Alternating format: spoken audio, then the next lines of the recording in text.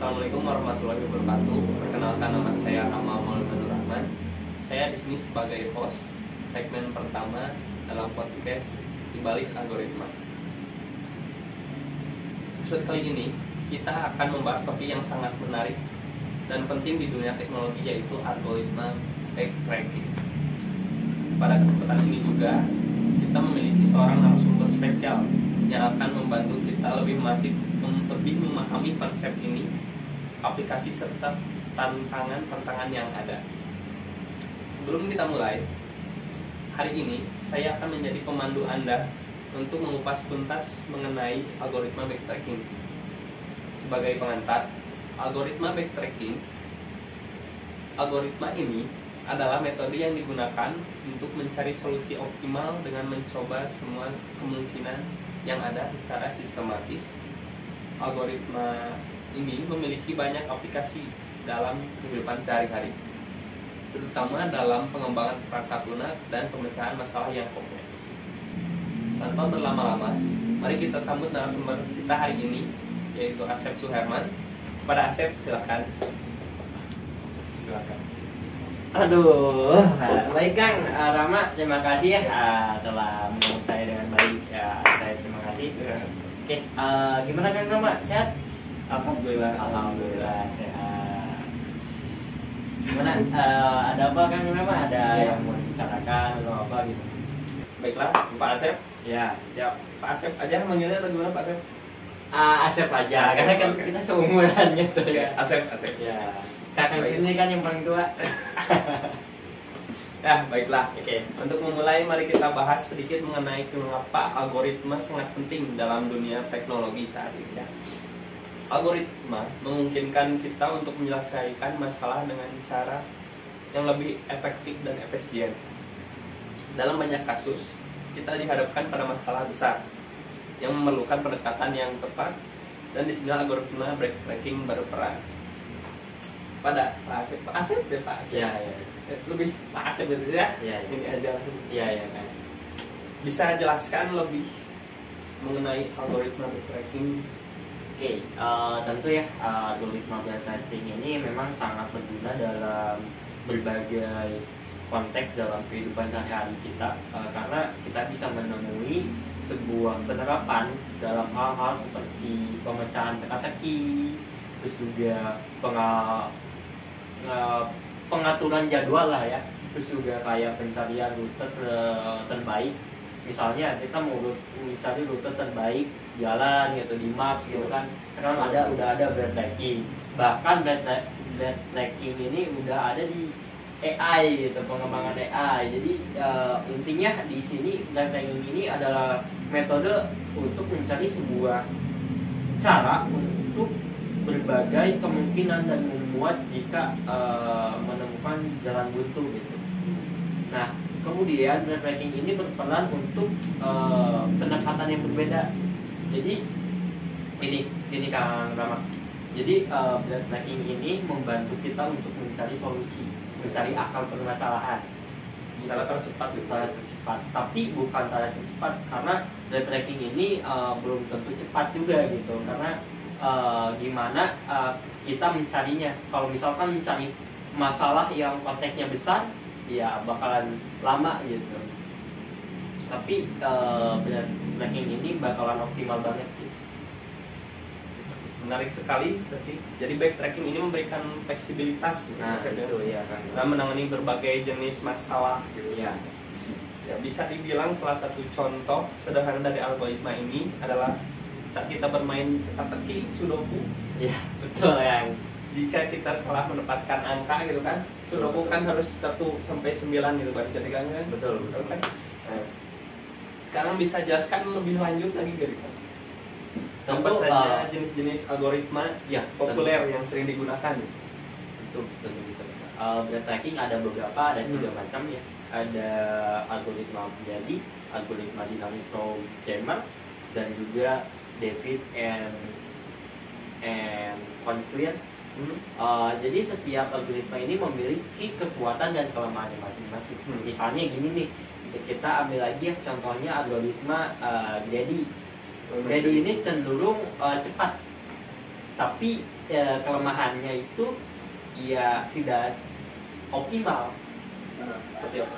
Ya tidak optimal, jadi kayak pemecahan masalahnya itu tidak optimal, tidak selalu selesai, tidak selalu sukses gitu. Sedangkan debt tracking ini adalah sebuah dimana dia itu lambat tapi optimal gitu. Paham sampai sini kan kawan? Bisa Ya lah. Jadi debt tracking ini emang lambat untuk mencari sebuah persoalan masalah, untuk menyelesaikan persoalan masalah, tapi debt tracking ini juga optimal banget gitu kita gunakan. Iya, jadi sangat lamanya itu dimana kita mencari solusinya, dimana permasalahannya juga. Ya mungkin teman-teman kita di belakang layar ini ada sesi tanya jawab ya Pak Cep ya. Tanya jawab. Dari sesi tanya jawab dari Takut nih pertanyaan nih. Ya mengenai algoritma backtracking aja gitu Pak Cep. Berhubungan gitu. Ya mungkin ya Kang, saya ada pertanyaan ya. Jadi apa sih perbedaan antara algoritma backtracking dengan algoritma brute force? Nah, kan algoritma backtracking itu kan ya banyak gitu kan ya Kang ya. Banyak. Nah, mungkin ada apa perbedaannya dengan algoritma brute force? Oke, perbedaannya mungkin brute force ini lebih menguji semua kemungkinan solusi tanpa memanfaatkan informasi tentang kondisi masalah. Oh, jadi diacuhkan gitu sebenarnya. Diajukan ini biasanya memakan waktu lebih lama juga. Jadi kayak apa kan? Iya, karena tidak ada pemangkasan solusi yang valid gitu. Oh, jadi misalkan kita mencari apa kan? Coba contohnya Misalkan pen apa? Baju gitu apa? Iya, misalkan kita mencari baju ya. Nah, si brute force ini kan memungkinkan solusi tanpa memanfaatkan informasi. Jadi misalkan sebagai ini informasinya ada, tapi di brute force ini tidak menentukan Misalkan baju apa gitu. Ya, apa gitu. Jadi yang ukurannya apa? Oh, yang ditampilkan baju doang gitu. Iya, gitu. Ukuran warna seperti itu enggak gitu. Nah, betul kayak gitu. Jadi antara brute force itu kayak gitu. Backtracking, backtracking apa tuh backtracking coba? Untuk backtracking Perbedaan itu menggunakan pendekatan sistematis. pendekatan sistematis. Ya. Pendekatan sistematis dengan memangkas jalur solusi yang tidak mungkin menghasilkan hasil yang valid. Jadi kan tadi kalau misalkan dari brute force ya, ini biasanya memakan waktu lebih lama karena tidak ada pemangkasan gitu, tidak ada pemangkasan solusi yang tidak valid. Sedangkan dari brute force itu harus diwajibkan. Untuk backtracking harus diwajibkan gitu. Backtracking ini untuk diwajibkan menghasilkan hasil yang valid, Yang sesuai kan, sesuai. Kita sebagai pengguna cari gitu kan. Seperti itu. Mungkin menjawab untuk yang di belakang layar. Nah, terima kasih ya Kang. Mungkin ada pertanyaan kedua. Ya mungkin tadi untuk pertanyaan pertama ya sudah cukup kan. Untuk pertanyaan kedua mungkin Pak Asep ada lagi gitu. Ada lagi yang belum ya. bertanya? Tadi kan salah satu pertanyaan dari teman saya nih. Apa tantangan utama dalam mengimplementasikan algoritma backtracking untuk masalah-masalah yang besar? Masalah besar. Kan backtracking itu kan tidak memangkas kan tadi, tapi untuk masalah besar kan gimana? Masalah besar. Nah, untuk tantangan utamanya sih untuk masalah besar itu dalam mengimplementasikan algoritmanya. Jadi backtracking ini pada masalah besar adalah kompleksitas waktu yang tinggi. Ya. Jadi karena backtracking ini mencoba semua kemungkinan solusi. Ya, tidak memangkas kan? Tidak memangkas. Jadinya harus valid gitu, harus sukses. Jadi makanya jumlah langkah yang diperlukan bisa sangat besar juga. Terutama untuk masalah dengan banyak elemen atau simpul. Ya, banyak elemen atau yang dimasukin gitu kan? Ya, banyak dimasukin seperti itu. seiring bertambahnya juga ukuran masalah, ruang pencarian, solusi space tumbuh secara eksponensial. Jadi yang mengakibatkan waktu eksekusinya itu sangat lama juga. Jadi butuh waktu yang lama gitu kan untuk masalah yang besar gitu kan. Masalah yang besar. Seperti kita halnya kan kalau misalkan ada masalah, kita kan menenang terlebih dahulu, menenangkan pikiran terlebih dahulu daripada kita harus cepat untuk beres masalah. Emosi, betul nggak? Ya. Jadi untuk mengatasi masalah ini juga seringkali perlu dilakukan pruning yang saya tadi katakan. Jadi atau pemangkas.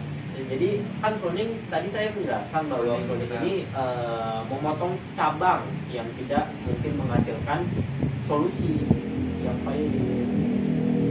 Memotong cabang berarti yang tidak memungkinkan itu kan. Ya, yang tidak memungkinkan untuk solusi yang terbaik lah, yang valid gitu. Jadi serta penggunaan teknik lain seperti memorization untuk menyimpan hasil perhitungan yang sudah dilakukan. Jadi ada lagi nih metodenya nih, ada lagi yaitu namanya memorization untuk menyimpan hasil perhitungan yang sudah dilakukan. Menyimpan. Oke. Mungkin apa tadi masalah yang besar gitu kan. Nah, masalah besar itu luring sama memorization bisa menggunakan metode yang namanya teknik pruning sama memorization. Oke. Untuk pruning itu memotong sebuah cabang yang tidak ada solusi, dan untuk memorization itu untuk menyimpan hasil perhitungan yang sudah dilakukan. Oke.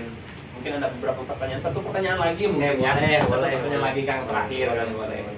Mungkin pertanyaan terakhir ya Pak Asep ya. Pertanyaan terakhir dari teman kita. Mungkin ada dari temannya. Silakan.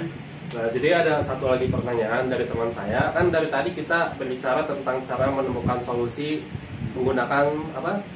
Algoritma backtracking. Algoritma backtracking. Namun apa yang terjadi jika backtracking tidak menemukan solusi? Tidak menemukan solusi kan algoritma backtracking tadi menemukan solusi seperti itu kan Pak Asep ya. Memangkas itu. Tapi ini tidak menemukan solusi di dalam algoritma backtracking. Mungkin Pak Asep bisa menjawab. Jadi mungkin untuk kayak pemangkasan tadi gitu ya, kayak tadi kan adanya pruning, adanya memorization. Kalau pruning itu kan memotong cabang yang tidak ada solusi. Ya. Kalau planning kan menyimpan hasil data gitu, menyimpan hasil datanya. Mungkin tidak ada solusi apa? Kan dia menemukan solusi ini untuk algoritma backtracking bagaimana Pak? Nah, jika sebuah algoritma backtracking tidak menemukan solusi, itu berarti bahwa setelah mencoba semua kemungkinan yang valid, ya, tidak ada solusi yang memenuhi kondisi masalah. Jadi tidak ketemu gitu. Tidak ketemu. Ya, tidak ketemu sih solusi tersebut gitu. Kayaknya nyumput deh. Kayaknya itu sih gitu. Ya, cari gitu. Tapi tidak ketemu. Tidak ketemu. Tapi algoritma ini akan berhenti dan mengembalikan hasil yang menunjukkan bahwa solusi tidak ditemukan. Jadi kalau misalkan emang misalkan dari awal tidak menemukan solusi, si algoritma backtracking ini bakalan berhenti dan juga mengembalikan hasil yang menunjukkan bahwa solusi tidak ada. Bukan error berarti kan? Bukan.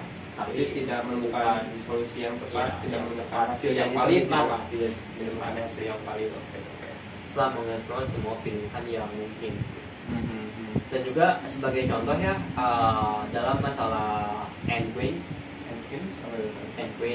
Jadi jika backtracking ini tidak menemukan konfigurasi ratu yang aman di seluruh papan catur setelah mencoba semua kemungkinan, misalkan jadi konfigurasi ratu yang papan jatuh Iya, iya. ada kan disuruh papan jatuh serta mencoba semua kemungkinan, maka akan dikembalikan hasilnya menunjukkan bahwa tidak ada solusi yang mungkin ada untuk ukuran papan jatuh tersebut. Namun perlu dicatat, Ya. kalau perlu dicatat juga, Nah, catat ya untuk yang di belakang catat. Catat. Catat. Gimana Pak Sep? bahwa jika algoritma backtracking ini dikombinasikan dengan teknik lain seperti pruning, maka ia akan menghindari eksplorasi jalur yang tidak mungkin memberikan solusi pasti.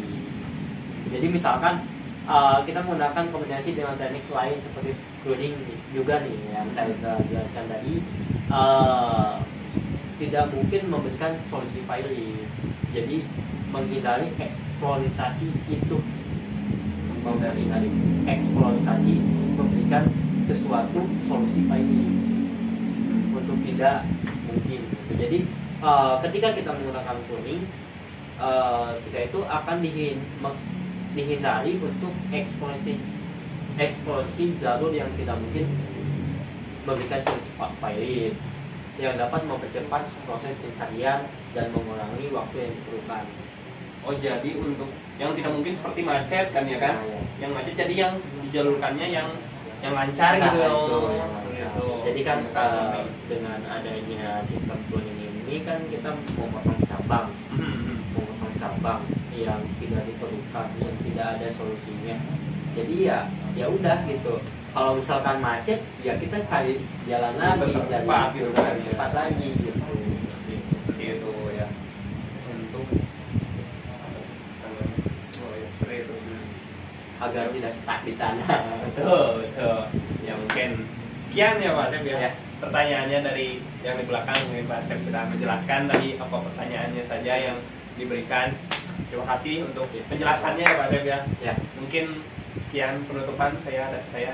Terima kasih atas Pak Asep yang sudah datang Ya, hari terima ini kasih banyak. menjelaskan Terima kasih tentang banyak. algoritma backtracking, blurring tadi, memoization dan sebagainya. Ya terima kasih untuk Pak Asep Ya. yang sudah hadir, sudah menjawab pertanyaan-pertanyaan dari teman-teman kita yang di belakang ya Pak Asep ya. Mungkin kita akhiri segmen pertama yang menjelaskan tentang algoritma backtracking. Tapi untuk segmen kedua kita untuk minggu depan yaitu ada algoritma branch and bond Pak Asep. Ya. Mungkin untuk Sukses. narasumber berikutnya kita tunggu ya. Terima kasih. Sekian dari saya. Wassalamualaikum warahmatullahi wabarakatuh.